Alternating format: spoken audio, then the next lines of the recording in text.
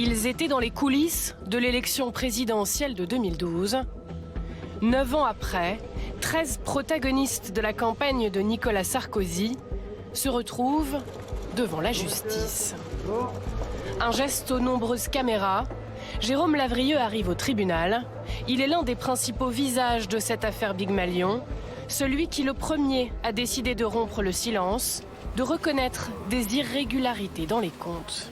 Quand vous êtes pris dans un engrenage de campagne électorale, le reproche que je me fais, c'est que j'ai pas eu le courage à un moment de dire stop, on en fait trop. On en fait trop, on va dans le mur. J'ai commis cette erreur. J'ai fait part à plusieurs personnes de mon sentiment, comme quoi on aurait du mal à boucler tout ça. Voilà. 7 ans après cet exercice de contrition publique, on sait que la campagne de Nicolas Sarkozy a coûté près de 43 millions d'euros, le double de ce qui est autorisé par la loi.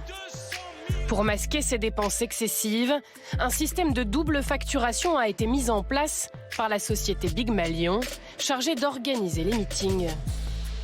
D'un côté, des factures sous-évaluées, déclarées dans les comptes de campagne, pour rentrer dans les limites légales.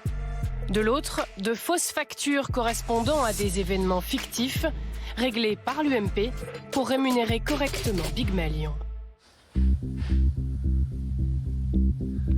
Aujourd'hui, la justice doit donc déterminer qui était au courant, qui a mis en place et qui a couvert cette double facturation. Sur le banc des prévenus, des membres de l'équipe de campagne, des comptables de l'UMP et les dirigeants de la société Big Malion, tous sont accusés d'escroquerie ou de complicité. Ils encourent jusqu'à 5 ans de prison. Mais l'homme le plus attendu n'était pas là cet après-midi. Le 14e prévenu, Nicolas Sarkozy, était représenté par son avocat.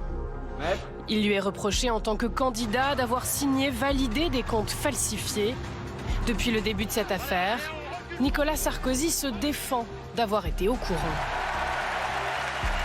Quand j'ai fait la campagne de 2012, j'étais président de la République. Je me suis donné corps et âme à cette campagne. Je ne vous ai pas trahi, je ne vous ai pas menti.